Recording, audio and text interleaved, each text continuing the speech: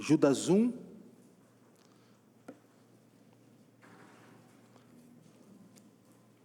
Nós leremos o versículo. Judas, uma das menores epístolas do Novo Testamento. Nós vamos fazer a leitura do versículo 1.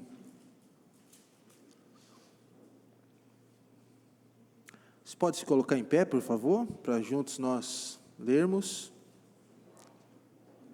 E após a leitura, a igreja pode se assentar. Diz assim: Judas, servo de Jesus Cristo e irmão de Tiago, aos chamados, santificados em Deus Pai e conservados em Jesus Cristo. Vamos ler o 2 também. Misericórdia e paz e amor vos sejam multiplicados. Podemos assentar, irmãos. Vamos orar. Senhor Deus, nós te agradecemos agora pelo momento da mensagem da tua palavra. Pedimos que o Senhor, por meio do teu Santo Espírito, fale aos nossos corações, que possamos ser moldados e edificados pelo Senhor. Me ajuda, ó Deus, na transmissão da tua palavra e também ajuda aos irmãos, aos presentes essa noite, a entenderem também aquilo que será transmitido. Teu Santo Espírito esteja iluminando as mentes e os corações, dando bom entendimento. Essa é a nossa oração, em nome de Jesus. Amém. O que identifica a nossa filiação com o nosso pai, ou com o seu pai, de carne mesmo? Algumas coisas, como por exemplo, a certidão de nascimento. Você tem lá a sua certidão, e na sua certidão tem o dia que você nasceu, o horário, tem o nome da sua mãe, e também tem o nome do seu pai. Então você pega a sua certidão, você sabe que você é filho do fulano de tal, tem lá o nome do seu pai. Mas também as evidências familiares. Hoje eu posso pegar uma foto, uma fotografia, um retrato, para aqueles que são mais antigos assim, e ver as evidências da minha família, juntamente com o meu pai, com o meu avô, com a minha mãe. Então isso identifica, é uma prova de que eu faço parte daquela família, é uma prova de que eu sou filho do meu pai que está comigo ali na foto. Eu tenho fotografia com meu pai ainda segurando no colo, minha mãe tem essa foto, meu pai comigo no colo. Então isso é uma evidência de que eu sou filho dele. E também a aparência, não é? Então a sua aparência mostra que você é filho daquela pessoa. Eu lembro que quando o meu pai faleceu e eu fui lá no velório, alguém me viu logo de cara assim, nem me conhecia ainda, e olhou para mim e disse assim: você só pode ser filho do Valdir. Cara e focinho, tudo parecido com ele, idêntico. E eu disse: sim, eu sou filho dele. Então, pela aparência, aquela pessoa me reconheceu como filho do meu pai. Essa semana, estava de carro com a minha esposa, com a Vânia, e ela estava atrás com o neném no colo, e a gente conversando, ela atrás e nós conversando, olhando pelo retrovisor, eu a via atrás, E ela olhava para o retrovisor e via o meu olho, essa parte aqui. E ela disse assim para mim: nossa, essa sua parte aqui está igualzinha à parte do seu pai. O seu olho está igualzinho era o olho do seu pai. Eu disse: lógico, eu sou filho dele, ele faleceu, mas eu sou filho dele, Então, a evidência, a aparência nos identifica que nós somos filhos do pai, da mãe, os laços familiares, as fotografias e por aí afora. Não é diferente, irmãos, na vida cristã. A nossa identidade como filho de Deus possui as características de Deus, ou deve possuir as características de Cristo. A vida que caracteriza o verdadeiro cristão, com o seu Pai, com Deus, ela é percebida, queridos, não apenas por um monte de regras que são traçadas e estabelecidas, mas é caracterizada a nossa vida com o nosso Pai Celestial, com o nosso Senhor Jesus Cristo, por evidências dele que se reflete em nós. Não um conjunto de regras, simplesmente. É lógico que regras são necessárias, mas não são as regras que nos identificam com o nosso Pai Celestial. Vai além, né? A vida cristã que nós vivemos, ela é identificada pela obediência, pela submissão, por um conjunto de doutrinas, de princípios que nós seguimos, que está na palavra de Deus, procedimentos morais que norteiam a nossa vida diária. Isso nos mostra que nós servimos um Deus verdadeiro, que servimos a Jesus Cristo, o nosso Senhor. Então, o nosso relacionamento com Cristo, ele é dinâmico, ele acontece naturalmente ou sobrenaturalmente. E esse relacionamento, né, com Cristo, que vai acontecer no nosso dia a dia, naturalmente ou sobrenaturalmente, gera resultados na nossa vida, e que reflete em nós o caráter do Pai que nós temos, que é o nosso Deus. Foi por essa razão, irmãos, que Jesus Cristo, no Sermão do Monte, ele fala de uma porção de características das pessoas que são bem-aventuradas. Jesus mostrou que somente as pessoas transformadas de dentro para fora podem viver de acordo com os padrões de Deus. Então, a transformação daquelas pessoas que são bem-aventuradas, que fazem parte do reino de Deus, que se identificam com o seu Pai, com Deus, começa de dentro para fora. E a transformação se reflete nas atitudes que nós temos no nosso dia a dia. Então, o novo nascimento, o novo homem que nós somos, ele pode ser visto através das atitudes, da identidade que nós refletimos, essa identidade que está atrelada a Deus e ao Senhor Jesus Cristo. E mesmo diante dessas colocações, surge uma questão importante. E a questão importante é: como saber se eu sou, ou se alguém é, um filho ou uma filha de Deus? Além dessa identidade, da prática de vida, se eu digo que eu sou de Cristo, então eu reflito a Cristo. Se eu digo que eu sou de Deus, então eu preciso refletir as características de Deus. Mas essa pergunta é importante para nós respondermos. Como saber se eu sou ou se alguém é um filho ou uma filha de Deus? É uma resposta importante e que inclusive é uma resposta que determina a eternidade das nossas vidas.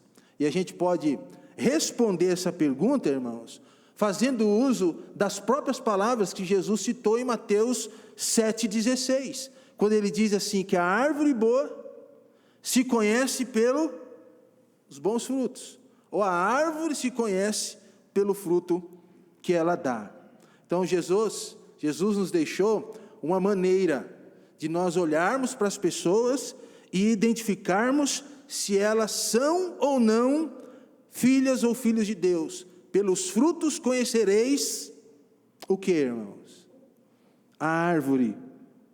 E Judas, nesse texto que nós lemos, irmãos, primeiro verso da sua epístola, ele identifica os cristãos com algumas características mais específicas. Jesus diz: pela árvore vocês conhecem o fruto. Ou também ao contrário, né? O fruto reflete o tipo de árvore, de uma maneira geral. Mas aqui, irmãos, Judas, ele destaca características importantes que marcam a vida de uma pessoa que é um filho ou uma filha de Deus. Portanto, dizendo isso, nós podemos extrair desse verso aqui o seguinte ensino: todo filho de Deus manifesta em sua vida características de sua identidade. Então, se você é filho de Deus, as suas características serão características de Deus ou de Cristo. E no verso que nós lemos, nós temos aqui 3 características que identificam os filhos de Deus. Primeira delas, Judas diz que os filhos de Deus, ou os cristãos, eles são chamados. Eles são chamados.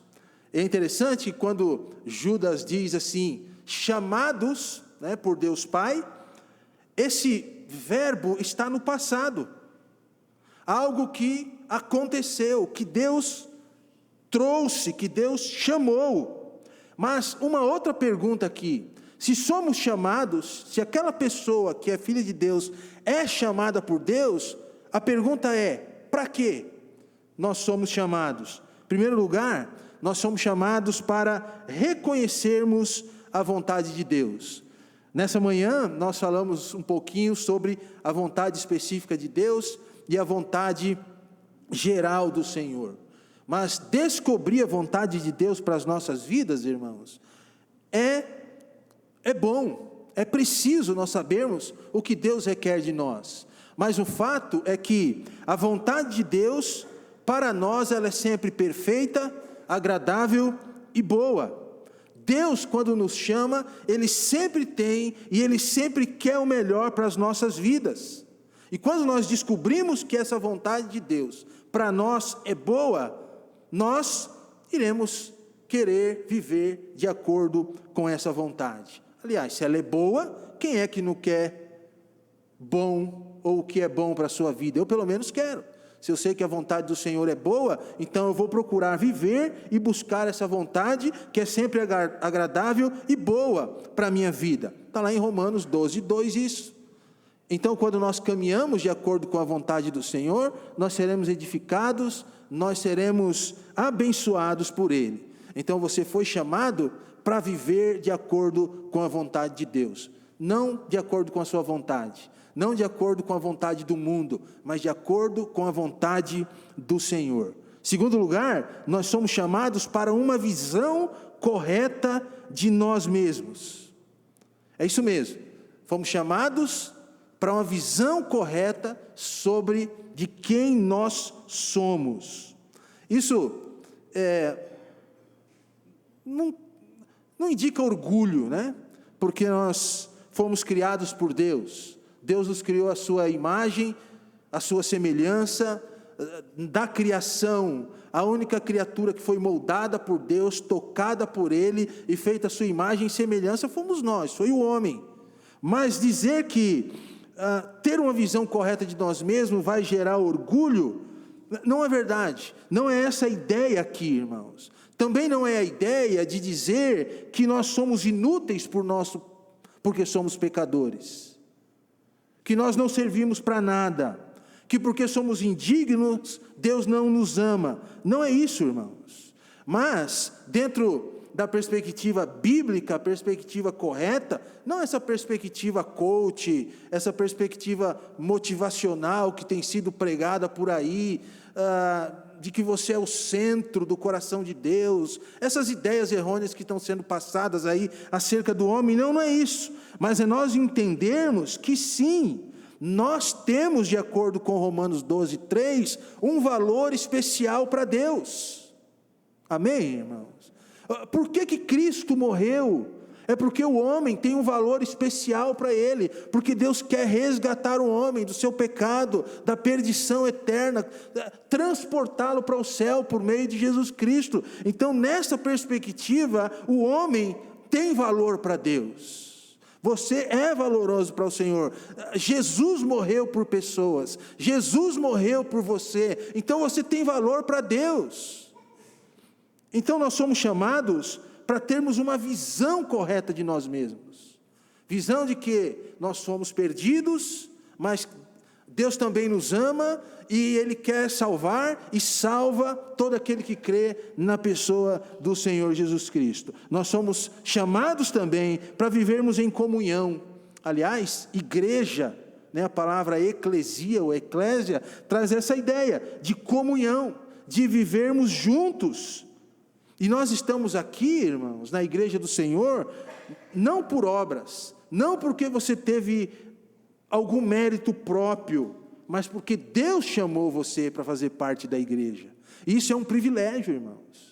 A igreja é o povo de Deus hoje na terra, que Deus trata, e Pedro diz que a igreja é propriedade exclusiva do Senhor, nação santa do Senhor, separada por Ele, e Deus cuida da igreja, Deus trata da igreja como algo seu.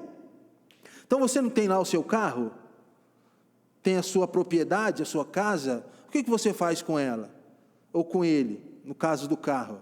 Você vai lá e cuida. Você lava, você trata, você leva num bom lavador, num lava-jato, manda encerar, você leva no mecânico. A sua casa também é propriedade particular sua. O que você faz? Você cuida, você limpa, você pinta, você não permite que ninguém estrague. Assim é a igreja, irmãos, é propriedade exclusiva do Senhor, fazemos parte dela, e Deus cuida da igreja. A igreja é de Cristo. E por ser de Cristo, a Bíblia diz que Ele é o cabeça e a cabeça. Você sabe a diferença do cabeça para a cabeça? Tem diferença. O cabeça é aquele que é líder.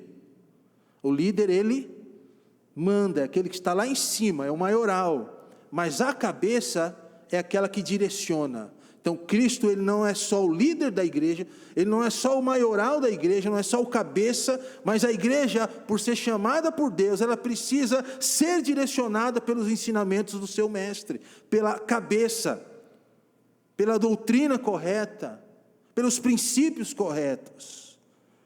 Então, a igreja, ela é do Senhor, precisa ser direcionada por Ele, e é por isso que cada um de nós que somos a igreja, precisamos ter Cristo como líder das nossas vidas.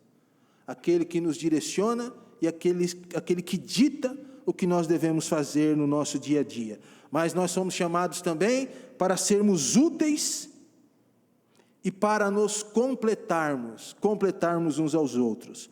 Quando você se converteu ao Senhor, Deus te deu pelo menos um dom. Você sabe qual que é o seu dom? O seu talento? Então, se você faz parte da igreja, você foi chamado para servir em algum lugar, em algum ministério. Mas também nós somos chamados, irmãos, com estilos de vidas diferentes. Você tem um gosto, eu tenho outro. O seu irmão tem outro gosto e o outro tem outro gosto. Mas é nessa diferenciação de um para com os outros que a igreja se completa, que nós nos completamos. Nenhum membro é igual ao outro, cada um tem a sua característica individual e particular. Não existe uniformidade, mas existe unidade, mesmo que nós temos as nossas características diferentes. Então o estilo de vida de um não é o mesmo do outro, mas aprove a Deus reunir na igreja pessoas diferentes para pregar o seu evangelho, levar adiante, testemunhar e juntos nós nos edificarmos. Então, quando Judas diz chamados por Deus, nós somos chamados para conhecer a vontade dEle, para ter uma visão correta de nós mesmos, para vivermos em comunhão, para sermos úteis e para nos completarmos uns aos outros. Mas ele não para aqui, irmãos. Ele diz que além de sermos chamados, os filhos de Deus, eles são amados. Ele diz, chamados e amados por Deus. Então, quem é que não gosta de ser amado? Todos nós gostamos. Então Deus nos ama, amém? E a maior demonstração de amor de Deus pela sua igreja e pelo homem foi na cruz do Calvário. Foi enviar o seu único filho para morrer pela humanidade, para morrer por nós. E no momento, irmãos, da cruz de Cristo, no momento em que nós recebemos Jesus como Salvador, ali nós nos tornamos, vamos dizer assim, o alvo do amor de Deus. É na cruz de Cristo que nos tornamos o alvo do amor de Deus. O sentimento, irmãos, de ser amado por Deus é visto no Evangelho. É o Evangelho que reflete o amor de Deus. É o Evangelho que diz que Deus nos ama. Aprove a Deus nos salvar, nos escolher por causa do seu amor. Deus é justiça, Ele corrige, mas Ele também é amor. Ele trata bem, Ele cuida, Ele ama. Então, o amor de Deus por nós, irmãos, é um poço de bênção que nós recebemos todos os dias. Porque Deus nos ama, Ele nos abençoa. Porque Deus nos ama, Ele transforma a nossa vida diariamente. Porque Deus nos ama, Ele cuida de nós em todos os momentos, até mesmo naquele momento mais difícil. Porque Deus nos ama. E quando Jesus, Ele foi batizado, e que foi um momento, assim, que marcou a sua vida, porque do seu batismo para frente, Jesus inicia o seu ministério público. Naquele momento, Deus olha para o seu filho e diz: eis o meu filho amado, em quem me comprazo. Jesus, foco do amor de Deus, e nós temos o privilégio também de sermos foco do mesmo amor. Deus nos ama em todo o tempo. Agora, essa frase, irmãos, Deus disse para Jesus assim: tu és o meu filho amado, e em ti me comprazo. Agora feche o seu olho aí um pouquinho, faça um exercício mental, e perceba Deus falando essa frase para você. Você é o meu filho, minha filha amada, em que me comprazo. Você é foco do meu amor, hoje, na cruz de Cristo. Então o amor de Deus, irmãos, te dá esperança para você viver. O amor de Deus te dá firmeza face à doutrina que Deus nos confiou. Porque, aliás, quando Judas escreve, ele tinha um propósito, que era afirmar aqueles irmãos na fé que estavam sendo inudibriados por falsos mestres. Então, é nesse meio, nesse contexto, que ele diz assim, que Deus amava aqueles irmãos, e que Deus iria protegê-los, que Deus iria guiá-los, que Deus iria cuidar deles, e é assim para conosco também, irmãos. Por mais que não vivamos, ou não estamos vivendo esse momento de heresia aqui na igreja, como aqueles irmãos estavam vivendo, para quem Judas escreve, mas nós somos focos do amor de Deus. Deus está com seus olhares, ou com seu olhar, passeando sobre as nossas vidas essa noite. Por mais que o homem se esqueça de você, lembre o seguinte: Deus jamais esquecerá da sua vida. Por mais que uma mãe se esqueça do filho a quem ama, Deus jamais se esquecerá das nossas vidas. O amor de Deus é imutável. O homem muda no seu amor e nos seus sentimentos, mas Deus jamais muda. Eu tenho 3 filhos e um netinho. E todos os dias, irmãos, eu estou em busca de fazer o melhor para eles, porque eu os amo. Eu quero dar sempre do bom e do melhor. Comida, casa, conforto, segurança, amor, carinho, entendimento, mais e mais. Deus também, irmãos, porque Ele nos ama, Ele quer nos dar tudo isso: suprimento, conforto, segurança, amor, carinho. Mas tem algo a mais que o amor de Deus pode nos dar, ou dar para o homem, que eu não posso dar para o meu filho. Sabe o que é? Certeza da vida eterna. O amor de Deus, irmãos, na cruz de Cristo, garante para os meus filhos, se eles crerem em Jesus, que eles viverão com Ele eternamente. Por mais que eu ame a Nara, a Maressa, o Levi e o Juan, eu não posso garantir para eles vida eterna. Só Deus, no seu amor incomensurável, que não se pode medir, pode garantir para os meus filhos e para vocês vida eterna. Por isso que aquele corinho, um cântico, diz que o amor de Deus é tão grande, mas é tão grande, que a gente não consegue medir, e é verdade. Por isso que João disse que Deus é o que, irmãos? Amor. Amor faz parte de um atributo de Deus. Não é simplesmente que Deus nos ama, mas é que Deus é amor.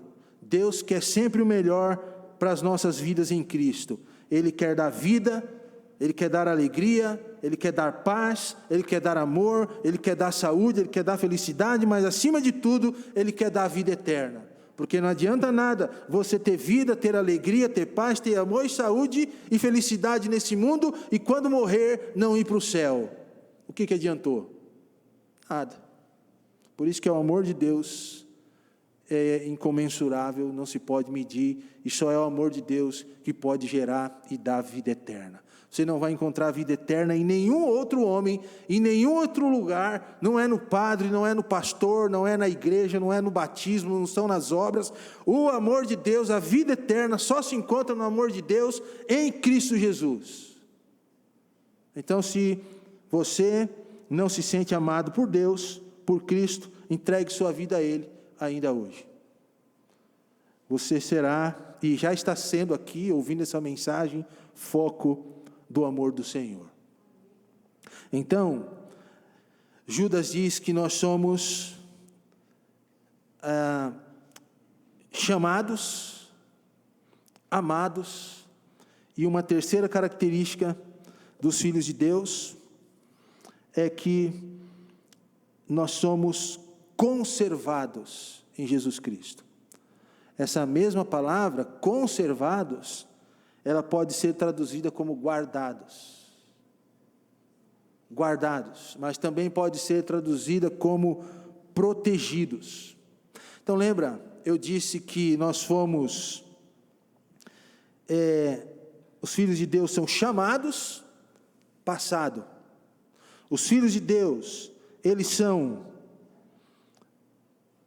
amados hoje, no presente. Deus te ama, meu irmão.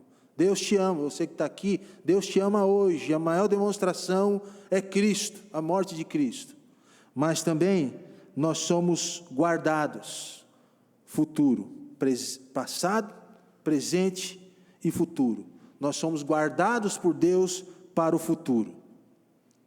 Mas também agora, né?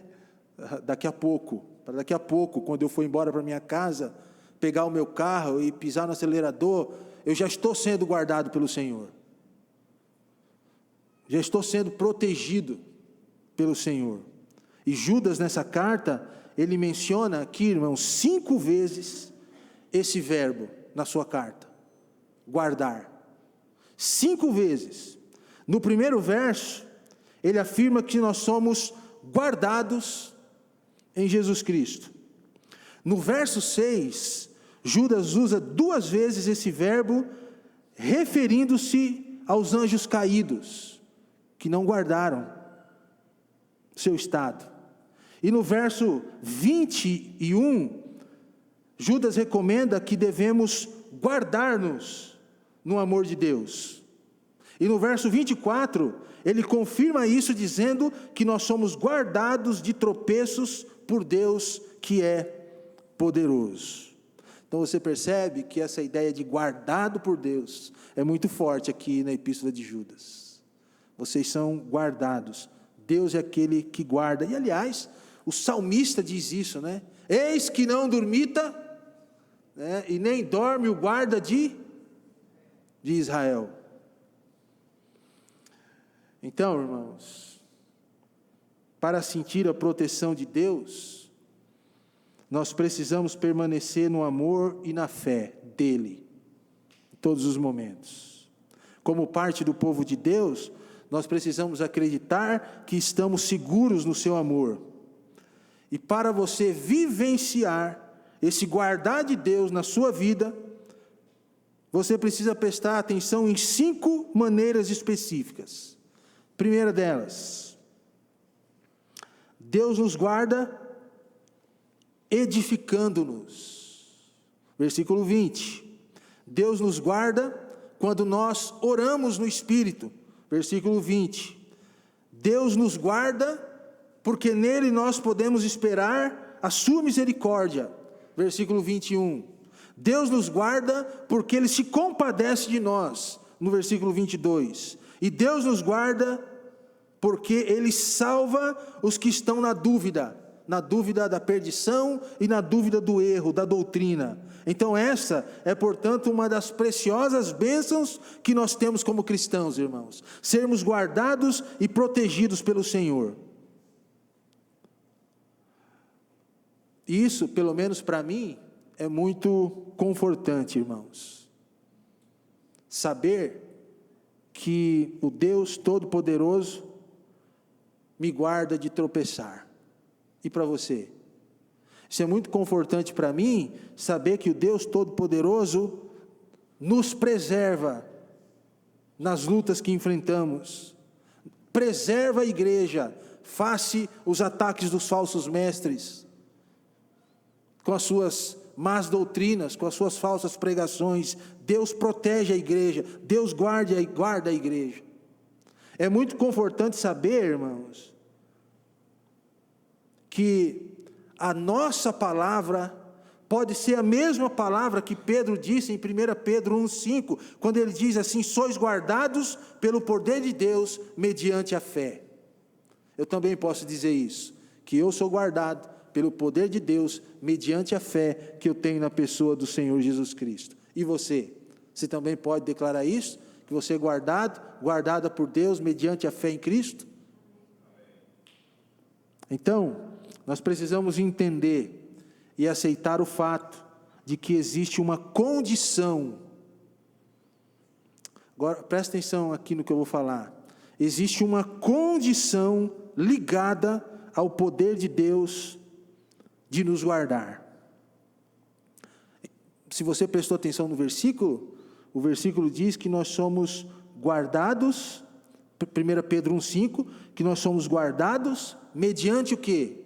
Mediante a fé. Isso, essa palavra mediante é uma ponte, né? Faz uma ligação entre o guardar de Deus e a minha atitude. Deus age nos guardando, mas a minha atitude é exercer fé nele, é exercer fé em Cristo. O que isso nos ensina, irmãos? Que a menos que você se entregue a Jesus, Ele não poderá guardá-lo. Então, nem todo mundo está guardado por Deus. Eu não sei se essa é uma triste notícia. Mas eu acho que é, né? Porque, por mais que as pessoas pensam que estão sendo guardadas pelo Senhor, Pedro diz que nós somos guardados por Deus mediante a fé em Cristo.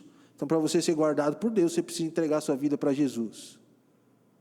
Você estará debaixo da proteção do Senhor. Então, para você ter essa proteção, creia nas promessas de Deus para a sua vida. Promessa muito importante está em João 3,16, que Deus amou o mundo de tal maneira que deu seu único Filho, para que todo aquele que nele crê não pereça, mas tenha a vida eterna. É proteção de Deus. Deus vai guardar a sua vida da perdição eterna. Mas nós temos outros tipos de proteção de Deus também. Por exemplo, Mateus 6 diz que nós devemos buscar o reino de Deus em primeiro lugar, porque Ele há de suprir cada uma das nossas necessidades, mas não são as necessidades de todos, são as necessidades daqueles que são dEle, que entregaram a vida para Jesus. E outras promessas nós temos assim, irmãos, que Deus guarda aqueles que têm fé em Cristo. Judas é o servo. Ele começa a sua epístola dizendo assim: Judas, servo de Jesus Cristo, né? Diz aqui, Judas, servo de Jesus Cristo, e irmão de Tiago. Mas ele não diz assim, Judas, irmão de Cristo, porque esse Judas, irmão de Tiago, era irmão do Senhor. Mas ele não começa a sua epístola dizendo assim, olha, eu sou Judas, irmão do Salvador. Ele começa a sua epístola dizendo assim, Judas, servo. Porque ele sabia da importância de, antes de ser irmão carnal, ser irmão de Cristo, era preciso ser servo. E um servo, o que ele faz? Ele se entrega para servir. E é quando nós nos entregamos para servir, e é quando nós nos entregamos a Cristo, é que nós seremos chamados. Esse chamado vai ser real na nossa vida. É quando nós somos servos e nos entregamos para Cristo, é que nós seremos amados e que nós seremos guardados por Ele. E eu quero concluir a mensagem essa noite lhe fazendo uma pergunta, talvez seja a pergunta mais importante da sua vida. E a pergunta é: você é um filho de Deus? Você é filha de Deus? Você passa por essa identidade? Você é chamado por Deus? Você é amado dEle e é guardado por Ele? Lembra que a resposta a essa pergunta precisa voltar para a cruz. Você só pode dizer que é filho de Deus se você já entregou sua vida para Jesus Cristo. Responda isso para você mesmo. Eu não tenho certeza. Ou eu sou. Amém por isso. Se não, essa é uma decisão, é uma pergunta que você tem que responder essa noite. Não pode deixar para depois. Envolve a sua eternidade. Envolve onde você vai passar a sua eternidade toda. Então responda para você mesmo. Que você, ao pensar sobre essa resposta, faça uma avaliação sincera da sua vida. Qual foi o dia que você se tornou filho e filha do Senhor? O que te traz essa identidade? O que te identifica com Ele? Pensa nisso. Nós vamos orar. Baixe sua cabeça.